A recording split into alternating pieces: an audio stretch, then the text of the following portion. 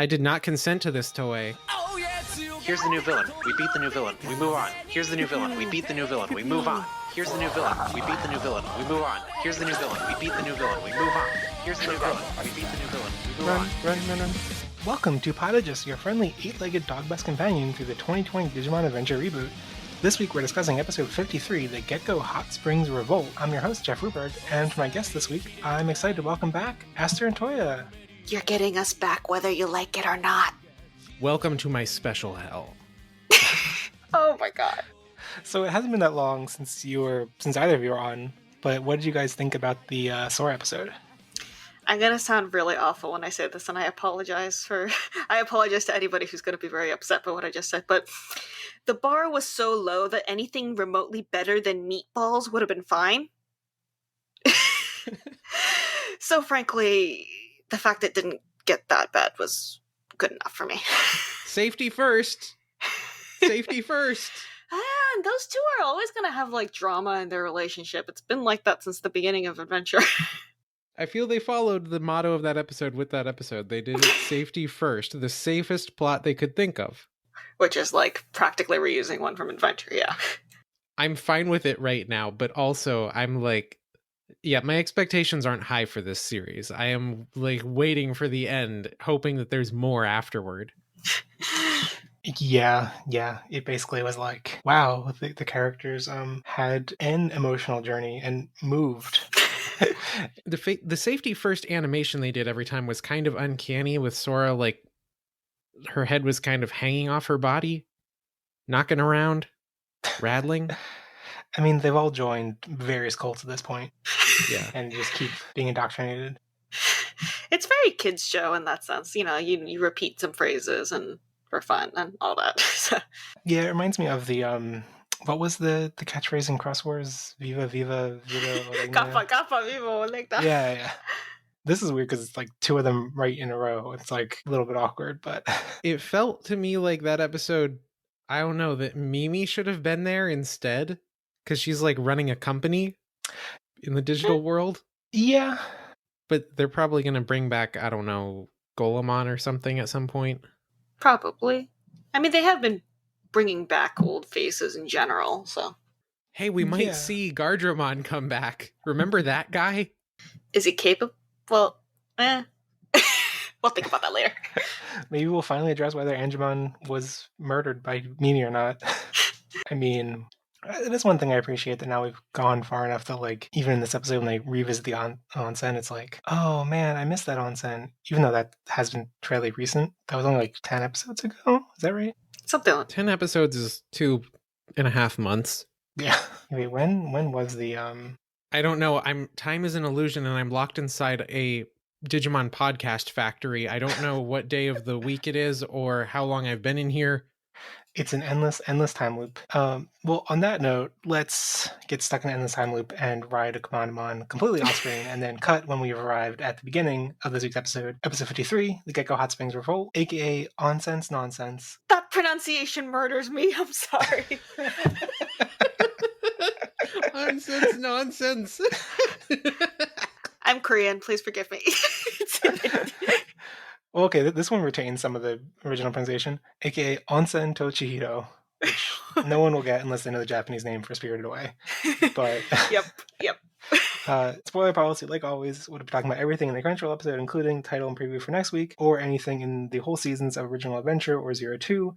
But we'll give you warnings if we spoil anything near the end of other seasons, and we might end up talking about the titles and synopses for, I guess at this point, episodes 55 is the only one that's, I guess, new, not including this episode, but we'll do that at the very, very end and give you warning beforehand if we talk about that. But yeah, this week, Joe and Takaru and Hikari go to the hot springs, but the hot springs have been closed down, taken over by Tonosama Gekumon, who is, they get introduced by Kabukimon, who introduces the whole episode in this kabuki theming, and they try to go in his onsen, and Gomon gets taken as Tonosama Gekumon's bride, and so they get kicked out and reunited with Taichi, and then make a plan to lure Tonosama Gekumon out with a fake onsen, and they do that, and they reunite with Nanimon and Blossomon and beat Tonosama Gekomon and save the day, and then everyone is in an onsen together. Yay. Yay. Happy Pride Month. Oh, God. Is it Pride Month? It was Autism Awareness Month, and then I blinked. You're crossing territory that I've been really afraid to cross. This show is clearly not afraid to cross it. So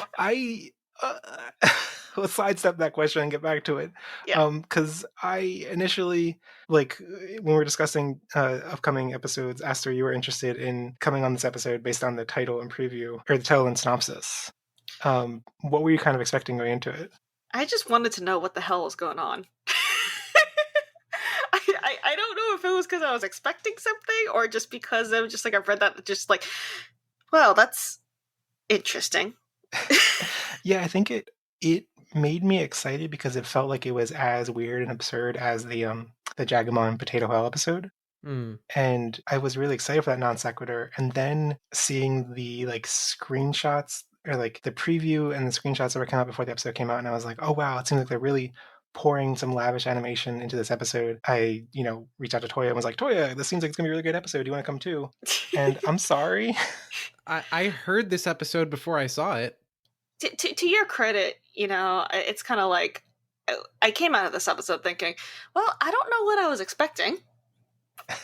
Like, it's not like anything outside, what I should have expected really happened with it. But at the same time, it's kind of like, I brought this on myself. So now I have to talk about it. But, I mean, someone's got to talk about it. Dear dog, what did I sign up for? Just like, what did I watch? Yeah, I mean, as soon as we heard Tonosama Gekomon, Gomamon as his bride, like, I guess everything follows from that logically, and I shouldn't be surprised or upset, but I don't know. It still leaves me with weird feelings. I didn't expect it to involve so many tongues. I guess that's how I should put it. Yeah, I didn't expect the tongues either, which I guess I should with the whole frog thing, but... There are a lot of ways this could have been played that didn't involve the tongues. I think that's... Yeah.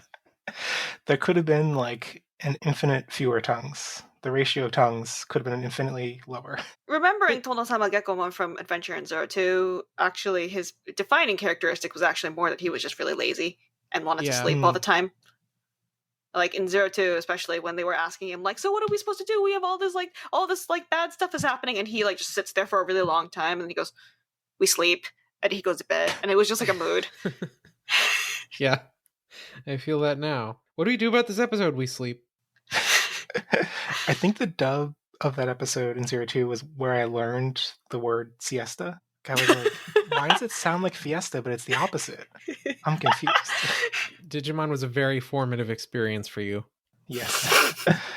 But yeah, I it couldn't have not involved the tongues, actually, because it's this series we're talking about, and this series, this is the Vor Digimon season. Like, it all lines up. It all comes together. Oh my god. The getting turned into fruit and eaten, the constant mouth shots, this tongue episode, it's all connected. And I don't like it. I feel like it's almost worse that there was no Vor. It was just mouth stuff that was not about consumption. Like, it was all licks and kisses and... So I feel like, on the one hand, I want to love a lot of aspects of the episode. Like, I really like how I feel like they poured their heart into a lot of really fun, over-the-top reaction images. Yeah, definitely. Yeah, and I feel like they did like a lot of really creative... Like, it was just fun to see these characters so off-model so often. Yeah. But, like, the humor, tongues aside, like, it's just so... It just felt really mean-spirited. Like, it's making fun of ugliness, which, I mean, it's not new for Digimon. Like, we had, like, Numemon humor way back in the beginning of the original show. But at least that had, like, an arc to it about, like, redeeming those characters in the end, kind of. And, like, even the Nanimon here, like, are, like, kind of weird-looking, but they were friendly this time. Yeah, that's true. Like, although, like, they're there and they're friendly, but, like, they're still kind of the butt of the joke that, like... They're ugly. Yeah. And creepy. The one thing I will say, though, is that I was commenting to my friend, if you had a rich person who was getting everything to themselves and, like, is, like, weirdly capitalistic about, drowning out everybody else, they probably would be this creepy. Rich people are creeps. Yeah. It is kind of vaguely realistic in that sense. That's like, I can at least say that. I know some rich people. I can vouch for that. So yeah, it's good to vilify rich capitalist, well, I guess not capital, like shogun hoarding kind of tendencies. Yeah, screw you, Grandpa. The Digimon version of Elon Musk. Oh god, we're gonna get in trouble for saying this. Digimon Elon Musk. That might have already happened in a different season. Probably. Atmon, maybe.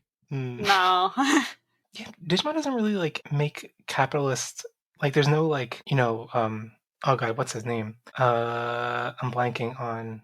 There's no like Tony Stark analog in Digimon, really. No, Is there? Like, no. Interesting. Well, probably because it doesn't have it doesn't use humans very much for these kinds of roles. So like, yeah, like, I guess like Tamers is the closest with having like humans intimately involved in the creation of the world, but it's not like there's no like capitalist hero. Digimon's tech world is like a fairy tale most of the time. Definitely not in Tamers, but in the other seasons, it's a very fantastical, organic place, despite all of the technology floating around in it.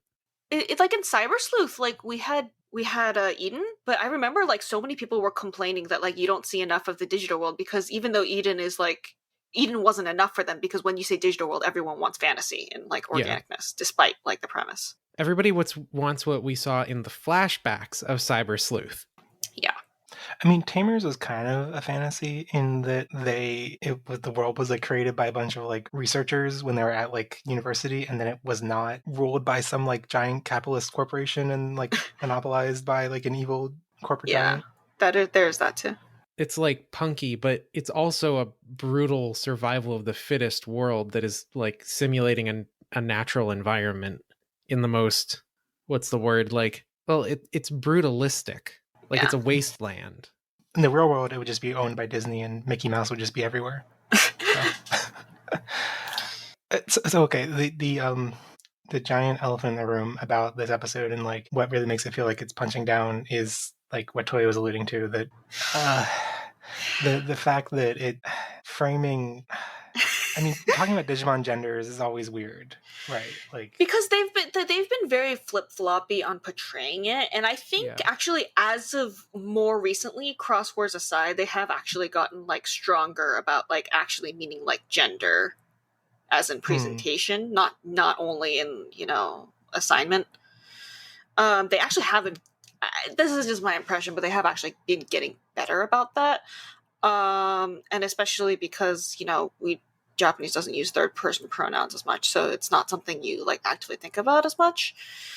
But at the same time, first of all, I don't know if the kids know this fact because it's not something they've ever like advertised. That's problem number one. And problem number two, well, I don't know if it's a problem. It's probably possibly a good thing or a bad thing, because like they didn't make a big deal about that aspect in this particular episode. It was actually like arguably like nobody brought that up as a complaint. So it's like hard to tell what they meant to do with that, because like it's not considered a part of the fundamental issue, but at the same time that sense is still in there, and more pertinently, I think the audience is very likely to get that impression regardless of whether that was supposed to be the point. Do you mean like the audience is going to get that like Gomomon's being misgendered, or no, like just that like it's creepy, because part of the reason it's creepy is because yeah, and like I've seen people reacting like, oh, this is the first canonical gay Digimon and stuff, and it's like no. There's so many topics that probably should not have been breached that got breached, is how I would put it. We don't claim him. not no kink at Pride, no Tonosama Gekomon at Pride. God. There have been like 7 seasons before this. There had to have been a gay Digimon before this. We just weren't paying close enough attention. Look, we're all uncomfortable with this, right? Yeah, I mean, Cross Wars is the only one that's actually like only like anime series that has actually been explicit about like the presence of gender. Yeah. Mainly, thank you, Cutemon. Oh yeah, Cutemon, a boy. But that may not apply to other series on top of that. And then I know there's also Cyber Sleuth also has like the Lilymon that like openly identifies as a girl, but like in everything else it's significantly more vague. But then like the question is like there's the question of whether that's in the canon versus how the audience is going to read this, especially because this is not exactly common knowledge among the average person. Yeah, the common knowledge is like it's Renemon's thing in Tamers where Renemon says that Digimon don't have genders, and then people take that and apply that to the entire Digimon franchise. Or just took it out of context because Renemon's supposed to be like uniquely like presenting as like genderless compared to everyone else in that series. Yeah, and so I feel like that's the common reference, but like if this audience, the show is like appealing to a younger generation who hasn't seen Tamers. Yeah, so it's like yeah, I think it like definitely like Gomamon and Tonosama Gekomon both have male voices. Or like, well, I mean, Takeuchi's female, but like the but like the oira pronoun and all that. Yeah. Mm-hmm. And the ironic thing is, I think that like because this series has been like the closest to like the Bandai Null canon, it is entirely possible that they actually had this in mind. But the problem is, again, do they know this versus does the audience know this is a pretty significant consideration here. Yeah. I think what I find most troublesome about the episode's subject matter is that they tried to approach harassment in it. And like it's a negative portrayal, right? It's being done by an antagonist, but the fact that they are trying to handle it at all in this series, and I don't trust this series to handle it, is what has me cringing the whole episode like, oh no. Yeah, this the nuances of handling harassment are not something that the show is fitting to cover. Like, I wasn't expecting to get a flashback to the 2013 Xbox One reveal where they were saying, just let it happen to the female presenter on stage. That Digimon should not send me back to that moment. Yeah. And in the other, I thought this was an elephant in the room, but I thought for sure Vikemon was going to appear. I thought it was really cool that they like were very explicit about teasing Hoemon before Hoemon's episode, like in the title and in the Digi Analyzer preview and stuff. And I thought it was so cool that the next episode was like a Joe episode and they were being vague about whether Vikemon would appear. They even used the crest symbol as like a communication. Mm-hmm. That was like the really jarring part. So yeah, I guess I'm like eating my words now because I'm like, well, they didn't explicitly say Vikemon in any form, so like I guess I shouldn't have expected it. I don't know. I was expecting an evolution to a higher stage. Also, what exactly did this have to do with, I mean, again, they still haven't named the crest traits after all these episodes, but I don't know what exactly it had to do with his. What does this have to do with anything? This episode, it seems to only serve to revisit some past characters who were really not important in the first place. Like, we did not have a positive impression of the Nannymon and the Blossomon before. They were background characters that we would be perfectly happy forgetting. So now we're supposed to sympathize with them and help them out, and this is somehow bringing things full circle. I guess if I'm being generous, like Joe's mantra of like everyone, like the hot springs being for everyone, kind of feels like it matches his crest. Enter as strangers, leave as friends. But also like Gomamon's like is Gomamon's insistence on rejecting Tonosama Gekomon a form of sincerity? I actually just came up with this just now, but his Gomamon's a trust that like Joe would pull through for him, maybe. Mm-hmm. Yeah. Yeah. But that also feels like it's not unique to this scenario or Joe or Gomamon. Like, kind of feel like how most scenarios in the show have gone down. But yeah. I mean, but I do think there were some really genuinely cool ideas, like all of the Kabuki references and the Kabuki framing. Yeah. I mean, we're talking about the elephant in the room because it's kind of like you kind of have to address it. But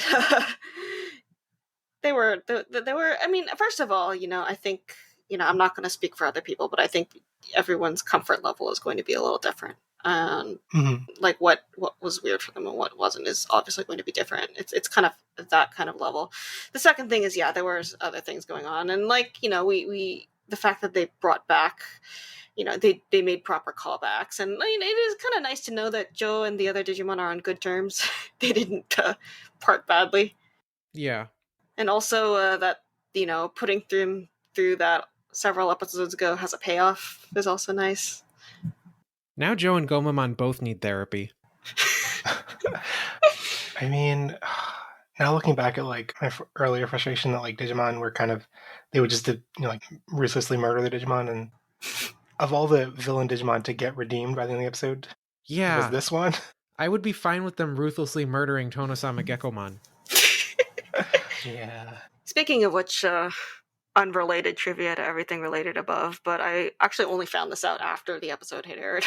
But Kabukimon, voice actor-wise, is voiced by Tochika Koichi, who voiced Hawkmon in Zero 2, and it is his first Digimon role since Zero 2. Whoa. He's also really into like Japanese style stuff, so this was apparently very fitting for him. That was supposed to be the main theme of this episode, the Japanese theming with the Kabuki and the Shogun and the onsen. And I mean, the episode in Zero 2 that also had Tonosama Gekomon, he was also a major episode starring him as Shurimon that time. Yeah. With like... Oh, that was a really good episode. With Miyako having a ninja versus ninja fight, that was fun. Wait, so I was curious. The part that confused me in this episode about the like Shogun framing and stuff was the like I guessing what they were going for is that like Tonosama Gekomon like only having one onsen and like ruling the onsen was kind of like when Tailmon jumped in and was like, oh, I think he has like a incomplete knowledge of human culture. Yeah. And I guess that's supposed to be I guess it was, they started saying that he was like priding himself on being a comfy I forget what word he was using, if he actually used Tonosama. It was basically Shogun. Like, I think it's kind of like the idea is like showing off with like incomplete knowledge of like human stuff, that he's just kind of like showing it off and acting on it, but doesn't actually understand it. Kind of like rich people. He was a greedy daimyo, and he got confused though because he thought that he was supposed to steal onsens and occupy them, but he was supposed to actually take control of rice paddies. You know, it's moments like these where I really like kind of genuinely feel like they're really not thinking too hard about calling back to Adventure, because like all the associations you have with Tonosama Gekomon and the Gekomon from Adventure are extremely different from, you know, how they are here, but it's not like it doesn't also feel like they're going out of their way to go, look how different it is. They just completely recast it without regard to whatever was going on in Adventure. Yeah. So it's kind of, I forget where the Tonosama Gekomon in Zero 2, was it supposed to be the same one as Original Adventure? I think it was implied to be the same one, especially because he really likes sleeping. So his obsession is with sleeping, just like an Adventure. What did you think about Joe's characterization when when they get to like the Tonosama Gekomon's chamber or whatever, and Joe sees the onsen and just like runs to jump in the onsen? I was like, this does not feel like Joe. No. Like, there are rules to getting an onsen, especially when you're in, like, a daimyo's chambers. Very little about Joe in this series has kind of resembled the original much at all, because, yeah, the original was very societal rule-bound and perpetually stressed in a very high-strung way. So, like, worrying about others' welfare, worrying about, like, whether this is going to be okay, worrying about whether something really bad was going to happen, worrying about like all the potential things that could go wrong, kind of like stressed. But now he's all potatoes and onsen. And studying. Yeah, he's very passionate about certain things.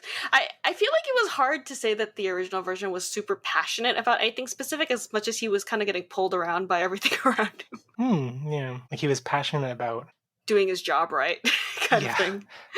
Oh my god, what's the Magic School Bus character who was always annoyed about having to go on field trips? I think he had orange hair. The one that wished he'd stayed home today? Yeah. I wished I'd stayed home today. Was it Arnold? That sounds right. I haven't seen that show in years. One of the autocompletes was Arnold Magic School Bus, and then the first autocomplete dies. We should do a Magic School Bus watch, please. Oh no. This. Have you heard the fan theory that Arnold is Miss Frizzle? No. I heard the fan theory that Miss Frizzle was actually the mastermind behind Monokuma the entire time. What? I'm not very well versed in Magic School Bus theories, okay? That's a Danganronpa lore thing. But yeah, I mean, as far as Joe's characterization, like I've completely like dissociated him from the original version at this point. Like, that's okay, I Yeah. think. Yeah, that just it felt like a particularly notable moment to me because like as a foreigner visiting onsen, like I feel like I've been so uptight about like, oh, these are the rules, you must follow these exact rules. And to see Joe just like run in with clothes to a daimyo's onsen in his chambers, I was like, no, what is going on? Joe takes his clothes off and we see his Yakuza tattoos beneath. Oh no. Actually, in Adventure, wasn't he the one who was like going in like super, super, super cautiously, and Yamato was like, this was one of the adult jokes in the original Adventure, but Yamato was like, you shouldn't be covering yourself in the bath. Yeah, I remember that and sympathizing with Joe, like, oh, I would be nervous doing that too. But now he's just buddying up with Nanimon and Blossomon, and yeah. Well, I think let's get into some reviews and questions and stuff, and see how other people thought about this episode. So onto some 3-word reviews. First off, from my own boyfriend at Leo and tweeted, "Licky Tonosama Gekomon." At Justin concerning homo representation. At Andy Lucas OE, Game of Tones. That was clever. Would be even more clever if Tonosama Gekomon's horns actually did anything in the episode. Oh man, Tonosama Gekomon, that he was horny the whole time. Oh no, no. I'm already feeling like Toya's crossing all the lines. The episode crossed him for me. I don't want to cross him again. Well, Oriamon Fighter Mode said, "Give us Plesiomon." At Dak and Jackster said, "Loves his job." Oh yeah, I think this was a screenshot of one of the Gekomon doing the kabuki sound effects. I mean, it's an easy job. At Bored Individual, Gomamon Bathwater. Oh gosh, and he's digital, so it's Egomamon Bathwater. Oh no. No. I'm not saying anything. Well, Cici Takato said, "What just happened?" At Jshan26, reaction image material. Uh-huh. Yeah. At CRR McRae, why no Vikemon? We're all thinking that. Yeah, we're all thinking it. Well, except for the people who want Plesiomon instead. Or a totally different Digimon. Yeah. Something. I remember when I had hope that Kabukimon was going to be like a surprise alternate evolution. Plesiomon X. I don't even know if that exists. Plesiomon X. Well, Austin LC23 said, "Uncomfortable and uninteresting." At NNN Podcast said, creepiest onsen episode. Well, I mean, it's not like we have many, but yeah. It could be worse. It could have been an episode about the girls. Yeah, actually, okay, wait, that's an interesting topic. That, like, is it in some ways less problematic that it wasn't a female character getting harassed? Well, I was actually thinking that it would be like the other anime onsen episode trope where they're all naked in the bath comparing boob sizes, which doesn't happen. Why are you so convinced it doesn't happen to you? What do you know? Do you want me? No. The girls that I know in real life say that girls aren't like this. I trust them. Yeah, I don't think so. I mean, okay, I should have promised to not say anything like this in public. But if you want to know the real truth, it did happen once, but the time it happened, it was more like one person was complaining about having back problems, and the other person was complaining, please give me a little bit about that. So it's more like solidarity. Ah, I see. They're not competing with each other. It's just mutual sympathy. But yeah, like I feel like I would have found it even more frustrating if it was like if it was like Hikari or Tailmon in this position. Like, I mean, I guess the way I would put it was it could have been worse, but that doesn't change the fact that it was already kind of uncomfortable. And like I said, if it didn't involve all the tongues or something, there are many ways they could have done a very similar plot that aren't like that. Yeah. I mean, especially because if you really want to have I want you as my bride that badly, like we're talking about Shogun, who's a royalty, right? So it could have been less creepy and more like, I'm going to pamper you and make you my bride and all that. But then like it's still like uncomfortable because it's possessive, but at the same time it's not like creepy. Yeah. It could have been like pursuing in a like abstract way and not a like literally like this is a physical threat. Or he could have wanted a fluffy puppy. I mean, I guess that's probably what I was expecting, come to think of it, when I was looking at the episode synopsis. Mm-hmm. Or like a Princess in the Castle kind of thing. Oh, yeah. Or a bath toy. He wanted a bath toy. Goemon's his rubber duck. The threat of ownership in that way, if it wasn't tied in vaguely sexual violence, like, then it would be a lot more appetizing. And it's the episode with the recurring Nanamon characters who, like, were also vaguely sexually harassing in the previous time they showed up. Yeah. Being forced into the bath with a bunch of large naked men. Full disclosure to anybody who is like listening to this podcast but is not actually watching the episode, we are kind of slightly exaggerating. Yes. So please don't worry that they were like explicitly like going that far on a kid's show, but it's enough to make us worried. Yeah, it's all very vague, but like, it's just for us as adults, we're especially concerned. The adults see this, the kids don't. I hope the kids don't catch on to the undertones. Unless I guess, unless the kids have seen that one Sonic says about if somebody touches you in a way that makes you feel uncomfortable, that's no good. Oh no. I guess that's a good message for Sonic to spread. Yeah. But yeah, I do hope, anybody who is listening to this podcast but has not actually seen the episode is not getting the idea that they actually like went full on like that far.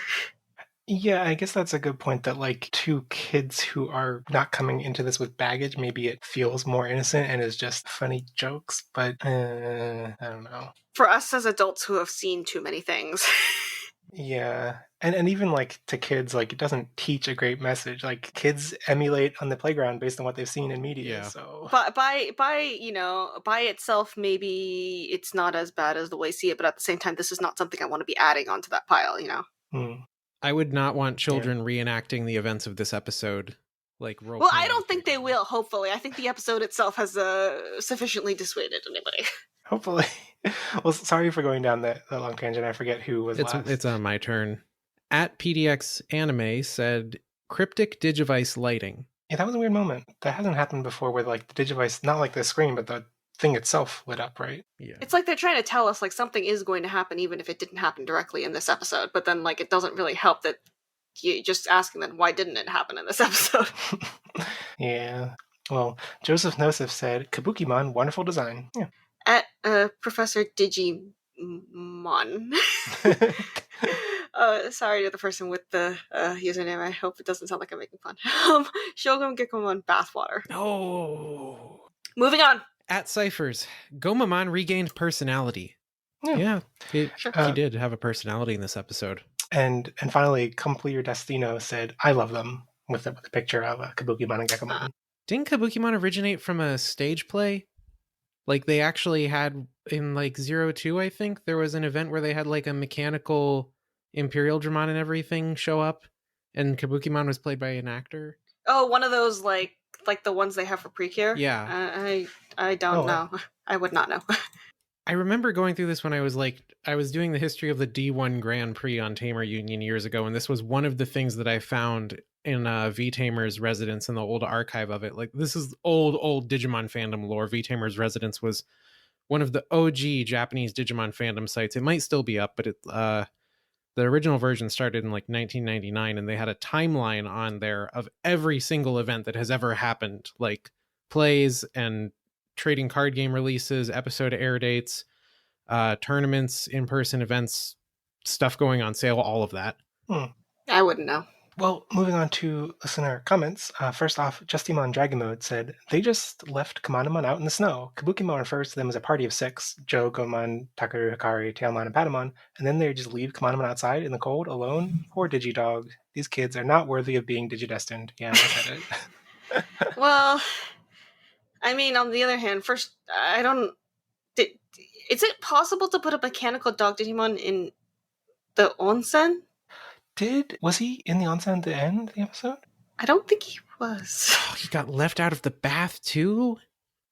Oh, poor boy. He needs to also, be wait, groomed. is Kamanamon mechanical? He's like a car dog, right? He has rooms inside like, of him, doesn't he? Yeah. He does have a room. Yeah, he was classified as like part of the like what was it called? The word, it was like one of like a vehicle Digimon or something like that. He is Metal Empire Field Beast type Digimon. A vehicle Digimon that loves to move around while carrying other Digimon. It feels like it is taking a walk wherever it goes and has a carefree personality Wow, this is a long profile. There's a lot of important lore. It seems like it should be a cyborg, but it's not classified as a cyborg. They could have, now that I think about it, they could have, like, maybe Tonosama Gekomon wanted Commandomon to be like his brush in the bath. Like, maybe that's worse. I don't want to think about it. I don't want to think about it. I don't want to think about it. I don't want to think about it. You don't want to think of Tonosama Gekomon scrubbing his big oily frog body No! with Commandamon? No! Oh, well, Oriamon Fighter Mode said, "What? Why? What? Why? I feel conflicted. This episode is hella problematic, and maybe that's a cultural thing, but I'll definitely remember it, and I can see the humorous intent. Still, it feels worse than Sukamana Mimi because it's the first homosexual Digimon character. On top of that, Mimi and Palmon were more grossed out than actively fighting to get away, like Goemon. I live in the middle of nowhere, Scotland, so LGBT stuff isn't as protected by the population as it should be, and this felt like a caricature I can hear people make as a quote-unquote joke." Hey, the first homosexual Digimon character was Taichi. Yeah, I mean, there have been lots of Digimon that the gay community has latched onto, and queer community have claimed, so... All I'm gonna say is pretty much what I said before, which is, I think it's kind of, there's a disconnect between probably what seems to... I don't think it was supposed to come off as probably as much as it probably did in practice, but at the same time, people in the audience are going to be very understandably bothered by this, and it's a problem. That's about all. I think that's about all I can say. Yeah, I think that any offense that this episode caused was unintentional. That doesn't make it right, but yeah, that's basically what I'm thinking. I kind of lean the other way that, like, I don't know if it's unintentional, because I feel like it is kind of trying to get humor value out of misgendering or the uncomfortableness of a same-sex predator. Like, and all that's vague, of course, but like... Yeah, I honestly don't know.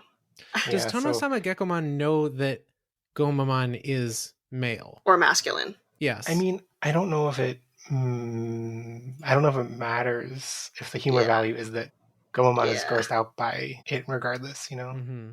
Well, I mean, nobody was protesting that part. That is one thing that I pointed out earlier, but like that wasn't the issue.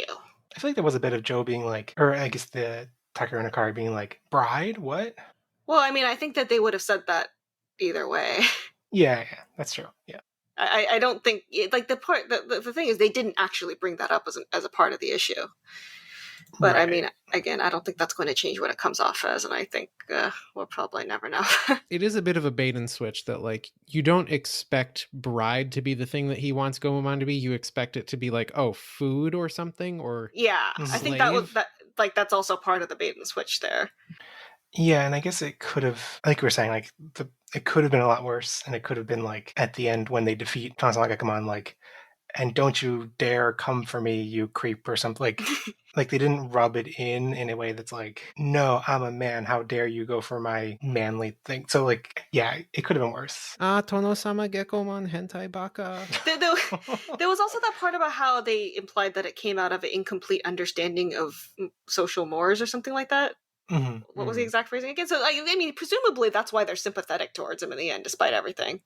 Yeah, that's true. Because it was very like he was just a little confused. Yeah. So I think there's like a lot going on, but at the same time, again, I don't think that excuses anything. Yeah, totally agree. Well, next comment from @1000line. They said, with last week's episode, I thought we were going to get the rest of the megas soon. But with no Vikemon this week and another Taichi episode next week, I'm really confused why they're holding back on the last 3. Side note, why does Joe get all the weird episodes? Yeah, why? Do you dislike that? I feel like I enjoy how weird Joe's episodes can get in theory. I'm mixed feelings about it because on one hand, on one hand, it is kind of entertaining to see that, but on the other hand, I feel like the reason why it is specifically him is because, like, it's like him they want to have as like the butt of all the humor, mm-hmm. and like I always say, please be nice to him. He's trying his best. I feel like there's not much respect for his character by the series, which is very different from Adventure, where he was the butt of the jokes sometimes, but you did get that like peek into the serious aspects of his life and things like his aspirations to be a doctor and his family dynamics. And here we've had like the scene of him getting his runaway from home bag from his brother, and the scene, the potato rant, and that's as close as we get to like Joe respect in the series. The way I put it is that there's a difference between when you have like a butt monkey character, like a designated like character who's like is like unlucky or like the butt of all the jokes. Whenever it was Joe in the original series, there was generally two reasons. All the humor, a lot of the humor would come from. One was that he just had really bad luck. So like if something happened, it would like inevitably by accident happen to him. And then the second one was that it was partially his fault. He was digging himself like deeper constantly all of the time. So it's kind of like partially he does kind of deserve it because he's doing this to himself. And there's a difference between that and just like inflicting stuff on a character just because that's the designated character you pick to go through stuff. It feels a little meaner. Conceptually, I get the idea that like, so Joe is basically the straight man to the funny guy character, so you throw him into the funny situations because he's too normal for all of it. But like, Yeah. That's not how it actually plays out in practice. In practice, it just looks like arbitrary stuff happening to Joe for no reason, and everybody else gets more normal episode plots. Yeah. Because Joe in the original series, like, he was constantly high-strung, and he was sometimes a little overly stubborn, kind of reckless, constantly, like, doing things because he, that's how you're supposed to do it. So he gets all, like, worked up over the egg, over, like, how you're supposed to eat eggs, and everyone's like, dude, you okay? And he's just like, food culture is collapsing before my very eyes. So he's digging himself deeper. Like, that was the implication. I at least appreciate that in this iteration he does, like, for some reason the weird stuff always happens to him, but also I feel like he's next to Taichi framed in the most like he gets the most like glory in terms of like dramatic poses. That is true. Like he's framed like he's holding whatever Zudamon's hammer is and stuff, like all that kind of crazy stuff. Like, and this episode too, he did a lot of the dramatic Yu-Gi-Oh hand gestures. Yeah, I love the Yu-Gi-Oh hands. They do a lot of the thing where they obscure his lenses, like the comedy trope where like because he's so shocked or like so whatever that like you can't see his eyes behind the glasses. Do we even know if he has eyes behind them? They show up sometimes. Does he? He doesn't wear them in the bath, does he? No, I don't think so. But yeah, the point and reason I'm making this is because they didn't do that a lot in the original series. I don't think they may not have done it at all. I would have to like go through the whole thing again, but that was not a trope they did with him. That would be a dramatic reason to rewatch all of Adventure just to see what he does with his eyes, or with his glasses. Honestly, if I rewatch Adventure anytime in the near future, I am going to be taking notes on so many things, so just so I can like not forget later.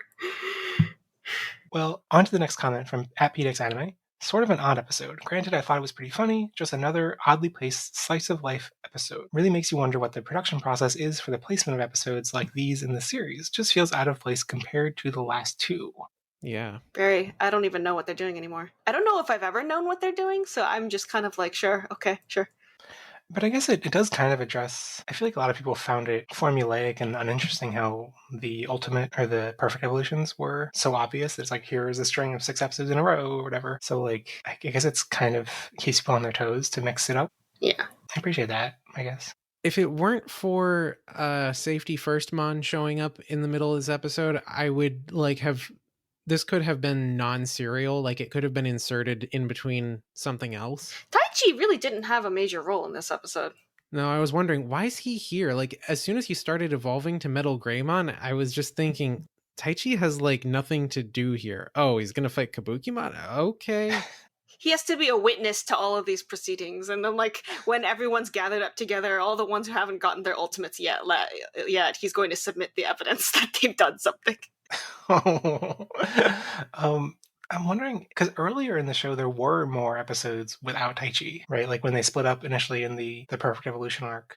There seems to be some reason he has to be there to witness everything with the whole, like, compass Digivice thing going on.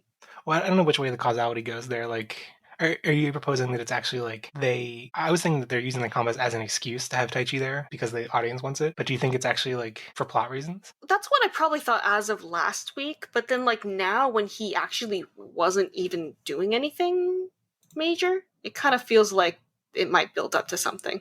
That would be interesting. What if it's a time loop? Taichi was actually Miss Frizzle the whole time. Taichi is carrying the Master of Masters' eye with him and has to journey through all of these different places throughout time so that he can observe the events, so that the Master of Masters will know all of the events of the future in order to write the Book of Prophecies in the past, so that the Keyblade War will...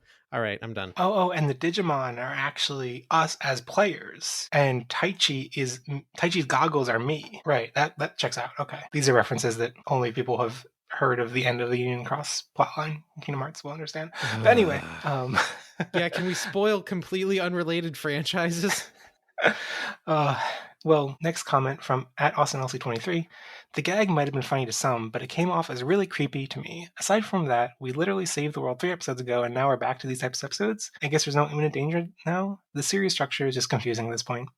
Yeah, I guess I didn't really mind the lack of stakes, because I feel like this didn't feel any lower than 2 episodes ago, where we were just... Yeah, I mean, they're still supposedly building up to a greater enemy, so... Yeah. They're just still figuring out what that enemy will be. I mean, the original adventure, and I'm not even just going to say the original adventure, but everything is generally composed in arcs. So even if overall there's a build up, sometimes it's just that they defeat an enemy and then it goes down a little bit and then they build up to the next enemy. That was Adventure in a nutshell. That was Zero 2 as well. That was every other series. So yeah, I think I appreciate that more than for a long stretch of the show where they had to keep having Koshiro call and be by the way, the satellite's falling.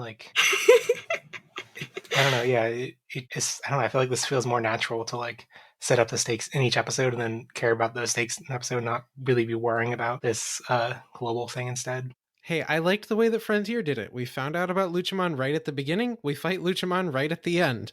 Yeah, I still find it weird having his name pronounced Luchamon, but I watched the Japanese too much, but it's Italian. Oh, I guess. Yeah, I think it was derivative of Latin, but I guess all of Italian is derivative of Latin. So I don't know anybody who actually found the gag funny. Granted, my friend group isn't that big, but I have yet to find somebody who was oh, ha ha, Gomamon being harassed. My friends called it cursed, so... Yeah. I think I'm going to share that sentiment. Yeah, it definitely is the most cursed episode of the series. I mean, it maybe to kids, but is this the type of thing that we want to reinforce as funny to kids when it's behavior they could internalize? This is what I'm saying. In a nutshell, it's probably in a vacuum, I guess is a better way to put it. In a vacuum, it's probably not that bad for the kids, and it's not going to have wider spanning implications or anything, but it's not another thing I want to toss on the pile that the kids are going to be having today, Yeah. There are many, many, many other things the kids will be experiencing that are more significant and more impact than the very, very small implications in this episode that we are catching more onto because we're adults. However, again, it's not helping. Mm-hmm. Plus, if they've made it this far, I mean, they've already seen Angemon, so probably every kid that is gay out there already had their awakening just like we did back in the day. Okay. So they don't need to worry about this. Are we even allowed to say that on this podcast? Well, Touya, some of us just were very confused why they found Angemon interesting for a decade, and then they understood. Is this speaking from experience? Did you wish you were him? That's usually the first sign. Yeah, a little bit, but Well, on to some questions. First off, from Dak and Jackster. They said, great episode, and effing weird, though. Do you think the old forceful lover gag would fly in 2020 dub, or they'd have to rework it into Gomon being his quote-unquote pet? And I don't know, It would probably fly, and it's not for good reasons, is how I'm going to put it. Because, unfortunately, institutional issues still exist in our own dubbing industry, so I don't think it would be improved. That's a depressing thought, but... I wonder if they could just... change the lines into saying he was going to eat him. I mean, I feel like you could. It wouldn't be natural, and it would definitely there'd be signs that it was changed, but they could. Yeah. I mean, real talk. Sometimes dubs have definitely toned down things like this. Sometimes they've exaggerated it, so it's very hard for me to feel that. I mean, I understand the dubbing industry is very different now than it was, 20 years ago. But at the same time, sometimes in certain ways it hasn't changed either. So I honestly don't know what to expect. Yeah, I just don't even know what the industry is like for dubbing kids programs like this, because I feel like the animation industry is largely, or animation networks have largely moved away from their tentpole shows are no longer dubs of anime. Well, this is what you would think normally, but then our closest match is probably the Precure dubs that are on Netflix, and unfortunately they are basically the epitome of the stereotype. Oh, Glitter Force? Yeah, so it's I honestly don't know if you can have overly optimistic or overly pessimistic readings of this at this point because it's so hard to tell. Yeah. But those Glitter Force dubs, like, I feel like those have to be kind of an anomaly because they weren't aired on TV, right? Well, they were for Netflix, but they were by Saban Brands, who are the same people who did the Crosswords dub. Mm. They basically, like, they've been very severely criticized for, like, their way of handling, like, Power Rangers and all the dubs they were doing, that they felt like they were stuck in the 90s, they thinking that, like, if you just do the same thing you do in the 90s, all the people will come back.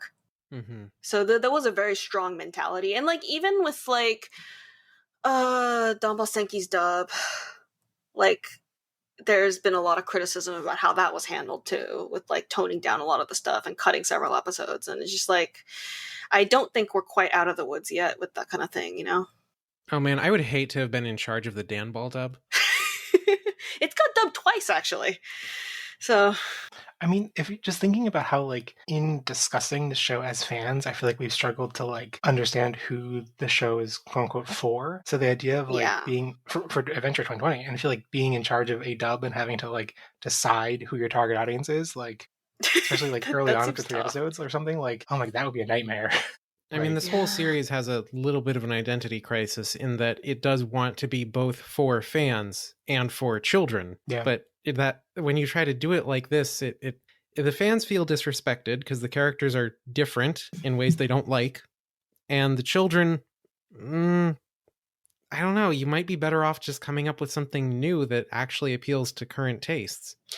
And like I said this several episodes ago, but in a series like Adventure, where the series was ridiculously nuanced and like every single line had some kind of major implication in depending on how it was phrased and how it was or like wasn't implying, having a more derivative dub has a higher risk of damaging like how well it holds together. Both Adventure and Zero Two are written like this, and so having like going off the rails or like making several like significant content changes would actually run a higher risk, especially because they would be foreshadowing things and then it became important later. But in a series like this, where there hasn't been a lot of like foreshadowing, or it's been a fairly linear plot, and there's not a lot of like nuance, which I don't think, I mean, I'm not saying this negatively or positively, it's not a very nuanced series, it's not very subtle. No. Also, since it's not like 20 years ago when they were basically dubbing as they were going along, like 20 years ago, the equivalent of a simuldub. But here we have the whole series on the plate. You know, that's also another consideration. So you probably could afford to get a lot more derivative without like really risking the integrity of the series. Yeah. A lot of considerations that, I don't know. Who knows? I think about these things as a localization enthusiast, but you know. my personal, like, I feel like I kind of like not aged out of dubs, but like the kind of dubs that when I watch a dub now, it's like a very faithful dub that kind of like Funimation puts out, you know, and I feel like would it even be worth it to do that for a show like this? Like, it's not going to necessarily appeal to the kids if they don't, I don't know, you know, like. Well, the kids market is very different from the adults market as well, so there's that. Yeah. There's that too. That's the kind of like, I feel like my perspective on dubs now is like, oh, just change as little as possible. That is what fans expect now. But like, yeah, the kids market is very different from the adult market. And yeah, like Digimon is, I don't know if the way they handled it back in 99 would make sense to handle it now. But then there's also all those fans who expect it to be handled similarly. So. Oh, like the ones who are like demanding that they use the dub names on the card game right now, right? But then the card game. That? Oh, absolutely. There were people that were adamant about this. There were people who were making comments like, thank you for using the names that are important in my childhood. Like, literally, like, that kind of phrasing. Don't go on Facebook, Jeff. It's awful. Like, my childhood is the most important, like, kind of sentiment. Like, it was...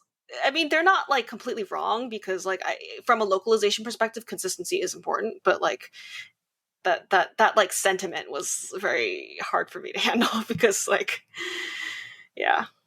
I'm not sure how necessary localizing names is today, because for better or worse, children have been exposed to dubs that, well, both dubs and actually subtitled media. People forget that children have access to subtitled media on YouTube and streaming services now, and they are frequently engaging with it. And you have stuff like the Buddy Fight dub that was very faithful. And I mean, the actual company that owns Buddy Fight, Bushiroad, put it on YouTube for kids to watch. You have Tamers, which changed Japanese names to other Japanese names. Yeah. I still don't understand that. I still don't understand that. Well, I think it's a sliding scale where, like, things like Taichi to Tai in modern sensibilities just seems like, why bother? But things like Tonosama Gekomon, especially without being capitalized or putting spaces or anything. Like even just saying it's such a mouthful. I can totally understand even today's climate changing that to Shogun Gekomon. I think for Digimon names where the semantics are more important, it's like the same argument as to why Pokemon names are still getting localized heavily, because the semantics are actually extremely important. Mm-hmm. Whereas like actual human names are like more important to cultural identity. So there's that too. Dubbing in 2020 is just, well, 2021. Time flies when you're in a pandemic. It's strange now because we are in this emergent technology of streaming that like we kind of have a formula and an understanding of how it works, but we also don't, and just throw money at strange show pitches all the time that may or may not work. And the way that Discovery works has changed, that you're not flipping through channels anymore. You're actually Googling series you're interested in and then finding shows that are like that, and doing that from a much younger age than people used to. So the question of how to dub this show is like, I'd have to come up with a design document or something. It would be like designing a video game. How do you create a dub that capitalizes on like, what are the universal qualities of this show that will appeal everywhere? And then what are things that are not so universal that maybe we need to change? Because this show is very easy to change stuff around. There's a lot of incidental stuff that just doesn't matter. Right, that's what I mean. Like, because there's not a lot of like, everything is not so dependent on a very strict structure that like you could actually play around with a lot of stuff without actually like doing like severe damage to the integrity. Yeah, it's easy to change things and keep the meaning with this one. I feel like it's hard to like predict what's going to be. Like even if you're like, okay, let's tone it down to be more appealing to a kid's audience, still doesn't mean it's for sure going to appeal, you know, like, so I don't know. Like thinking about how Demon Slayer, like more so in Japan, but also in the West, has like blown up to be like the biggest anime ever. I think in Japan, even among kids, and it's like, could anyone have predicted that show? Well, we also have a definition of kids we need to, you know, put in here, because Demon Slayer is for probably preteens, right? Like when we're talking about kids. Yeah, I've heard anecdotes of like kids that are like younger than you would expect, like Digimon viewership age being into it, but that's probably more anecdotes than data. So even the Digimon target age was actually intended to be preteens originally, and then it actually ended up being much younger than that. Like I was actually in the target age when I got into it, like a preteen, like 12 years old was actually the intended one, but then it ended up actually that turned out to be the outlier, and everyone thinks I got into it too late. So. But with this show, especially with like I was talking about like the whole safety first and the repeating of like mantras and stuff, that's a very, very, very low age target like thing to do. That's like Disney Junior level stuff. So it does kind of feel like they might actually be thinking about like actually actively thinking about that target age group, whereas like Adventure was originally intended for like 10 to 12-year-olds and then somehow caught a younger audience as well. Yeah, I feel like that kind of reflects how it's in like the TV rankings. It's shown up alongside things that we think of a younger audience, like Sazai-chan and like the Universal Tante. What's the butt detective? Oshiri Tante done. Oshiri Tante. Yeah. So this series is for babies? Could be. Well, younger target audience than the original series, probably. Yeah. And I think that might be intentional because, again, like the original series getting a younger audience than it probably intended was probably accident. I mean, Butt Detective is a Toei property, right?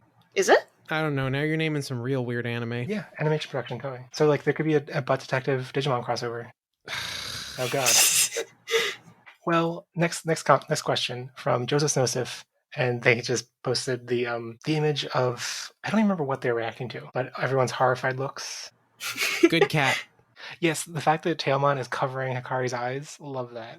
That is very clever. Tailmon has the best instincts of all of the Digimon in this show. I will say that, like, and this is probably me sounding like old fogey, even though I'm in my 20s, but one thing I miss about older anime like the original Adventure, or just anything from that era, is that the facial expressions would be much more...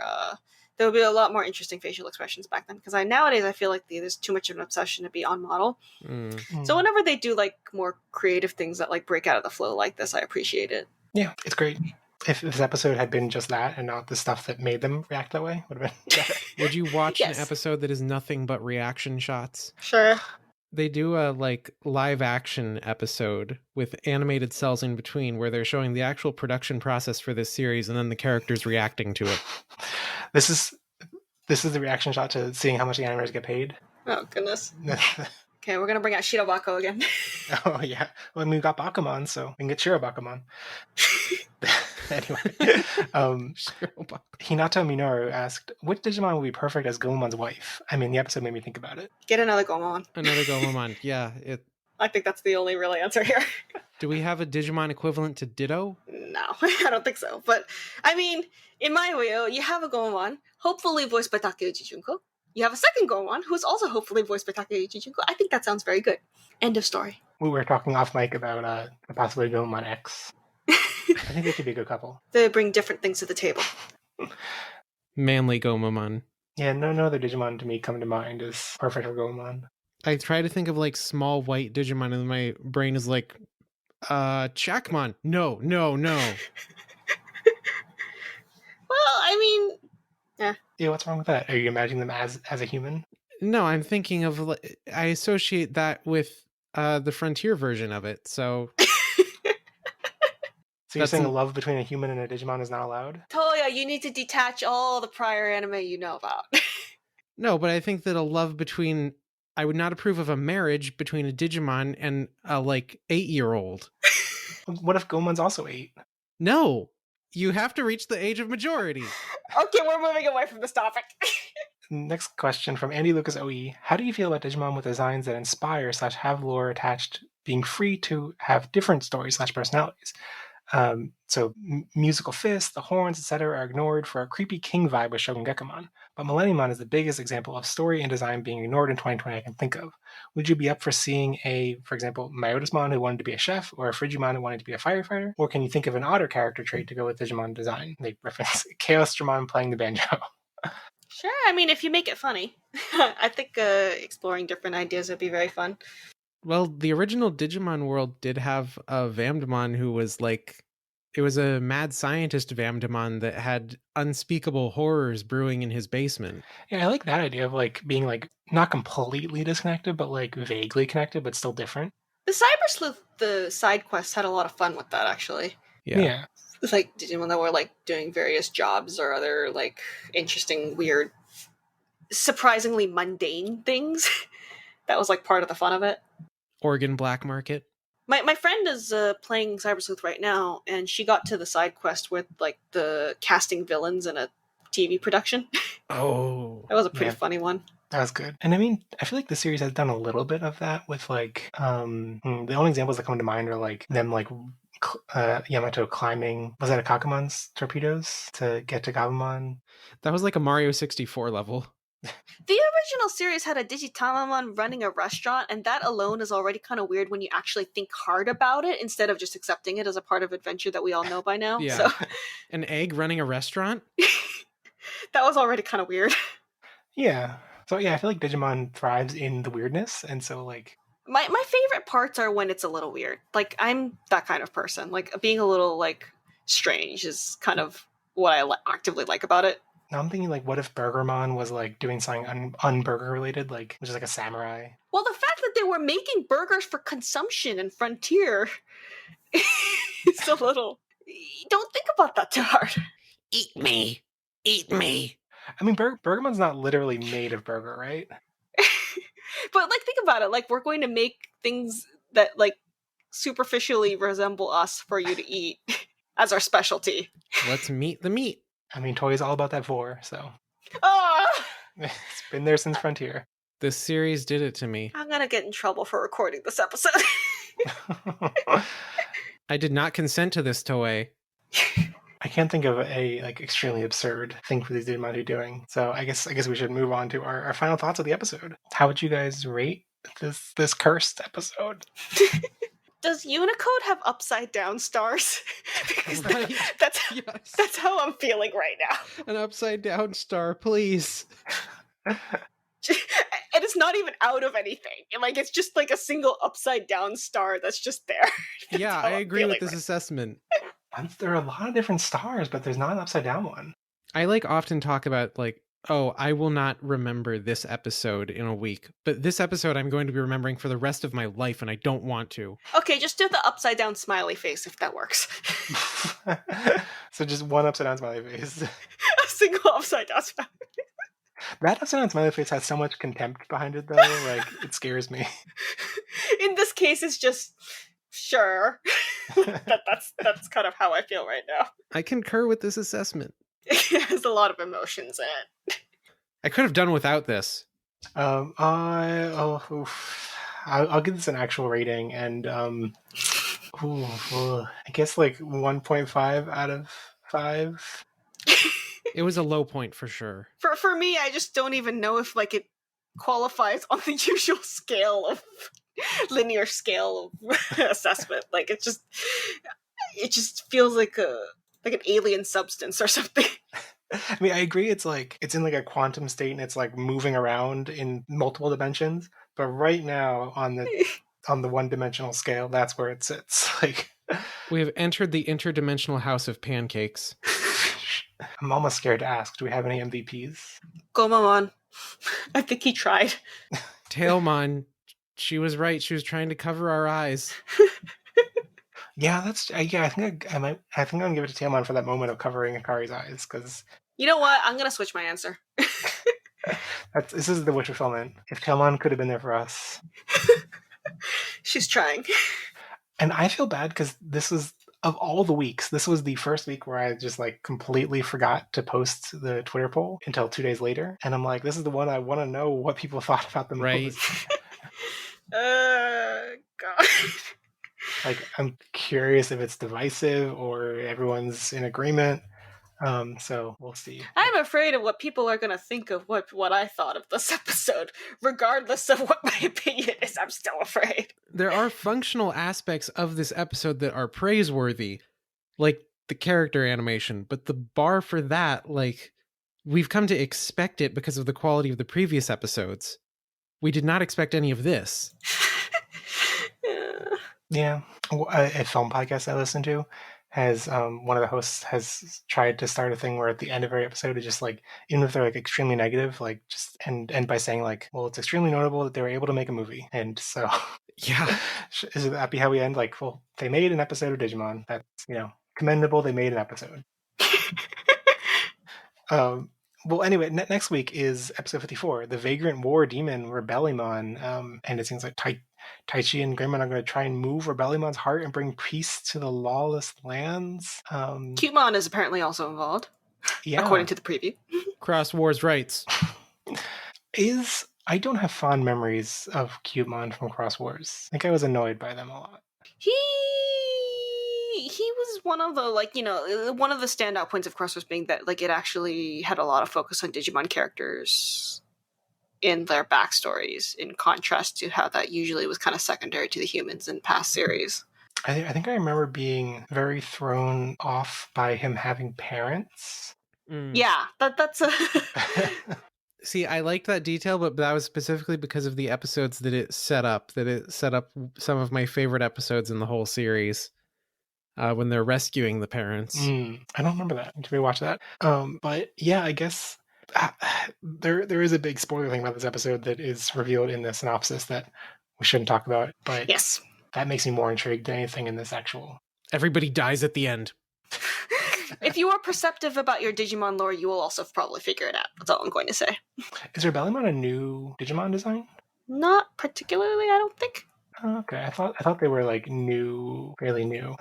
But well, they're from 2020. Oh yeah, they're from the Pendulum Z2 in October of last year. Which, like, given that we went for years with barely any new designs ever, the last couple years, everything feels very new. The moment you bring up any Digimon from like, I don't know, 2018 on. Yeah, but there are definitely some visual details of Rebellion that make that reveal kind of clear. Like the fact that he has lots of spikes, which means he's going to kill everyone and everyone's going to die. Yep. Mad Max here.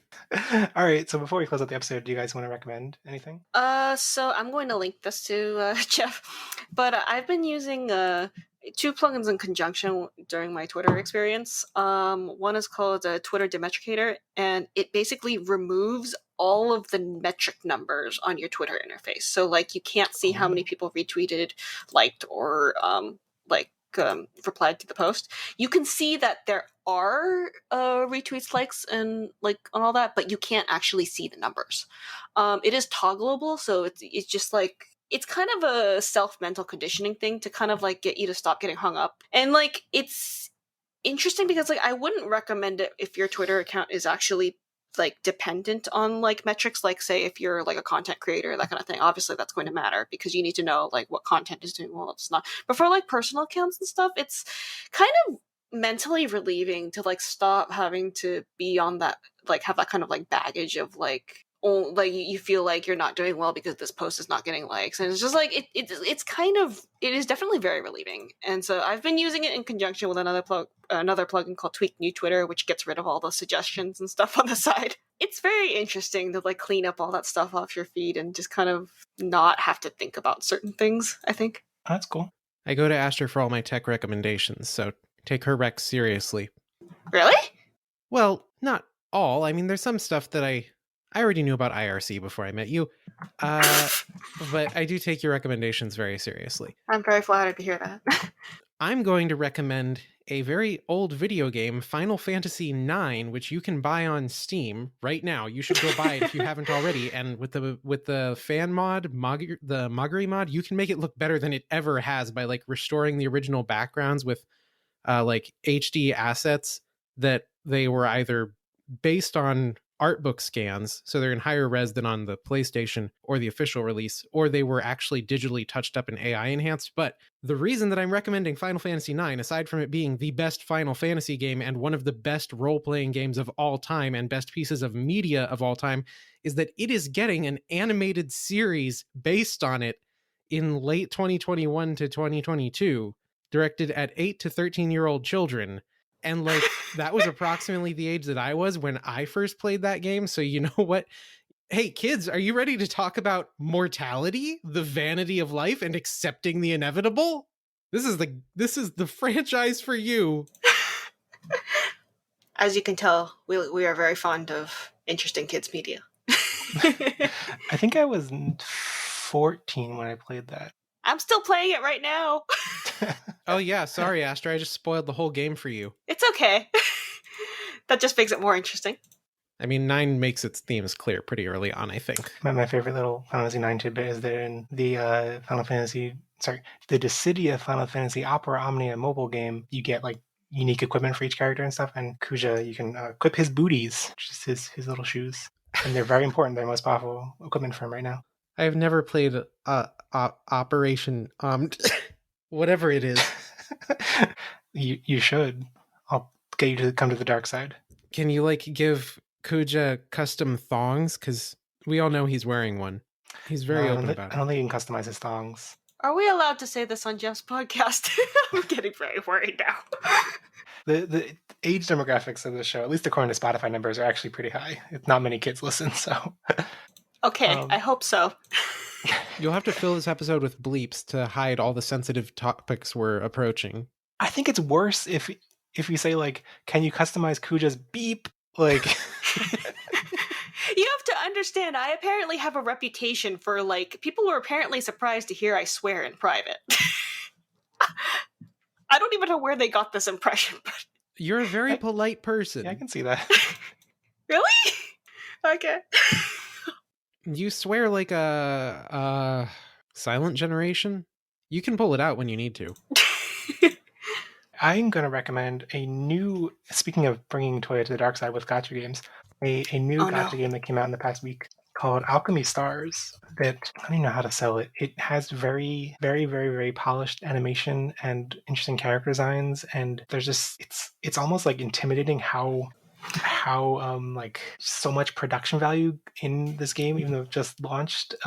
It's a little bit scary, and the gameplay is a weird, like, I feel like most other gacha games I play have a very simple, like, one word you can use to describe the gameplay, and this is like it's almost like Bejeweled, kind of like you make a line of matched colors kind of thing, but also you have units that fight when you do that. It's kind of hard to explain, but it is pretty fun, and I'm digging it so far. And just very, very high quality production design and lots of cool UI and stuff. It has a lot of things in common with Arknights. If people heard Arknights, like in some structure, it's like they just copied this directly from Arknights. But Important question: is the interface optimized well?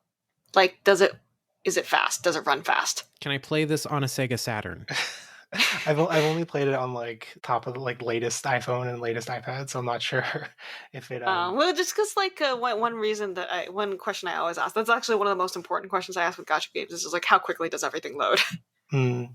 I mean, I was stupid and did the reroll process like 8 or so times, which is, I don't know if I'd ever recommend someone do that because it's kind of a waste of time, and especially if you don't know if you're going to stick with the game. But part of that was doing that on an emulator, and the emulator is definitely like visible, like I was going through the same steps as on a phone, and it was like taking like the loading would be like twice as long. So I could see on like an older phone, which is probably what my computer was acting like, it might be longer load times, which might not be great. Like, it's definitely not like as bare bones as Grand Blue Fantasy, which is just a website. Literally a browser game. Yeah. But I will say that since it is about color matching, it does have a colorblind mode, which is I'm very appreciative. That's good. At one point, I did all this rerolling, and I was like, did I just waste like a day of rerolling to realize I can't actually play the game because I can't see apart the red and green colors? But no, the colorblind mode is pretty good. So I'm glad they took that into account before they launched, and not just like months later realized people were going to complain about it. So yeah, I think that brings us to the end of the show. This episode of Pottages was brought to you by nothing, because the contents of the Digimon episode were not deemed suitable for advertisers.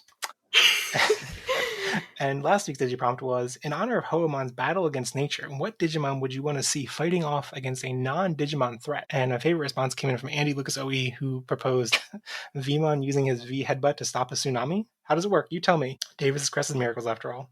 They're both very stubborn children. They'll figure it out. Yep. I mean, if Masaru can stop a boat by punching it, then I think Vmon can stop a tsunami.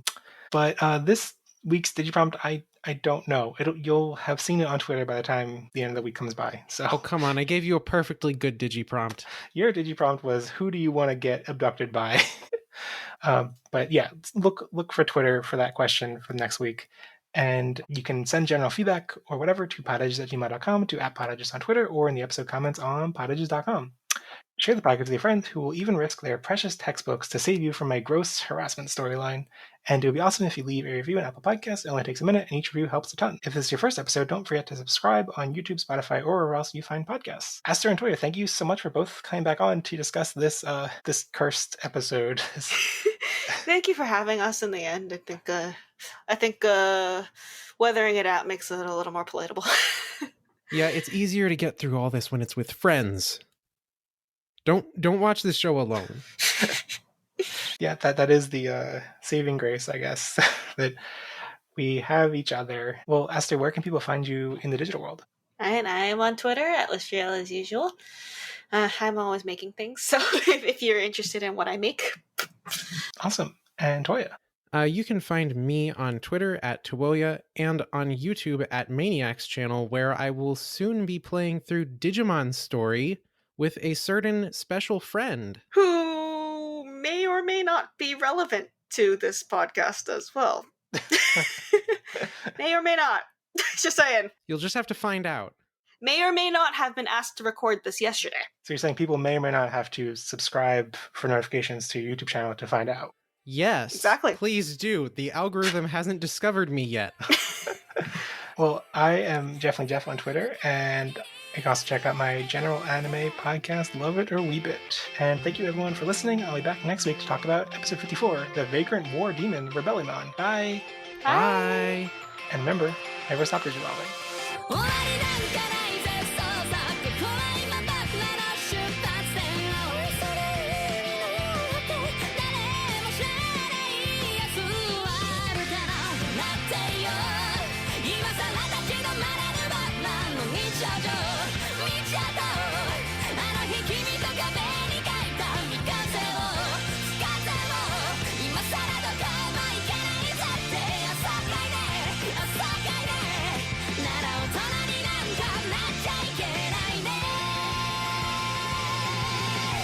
Start this recording, start that recording. Yeah, I meant I'm like logistically ready to go, but not emotionally. Yeah, I don't know how to tackle this episode. There's a lot to unpack. Yeah. Yeah. There's a lot to unpack here.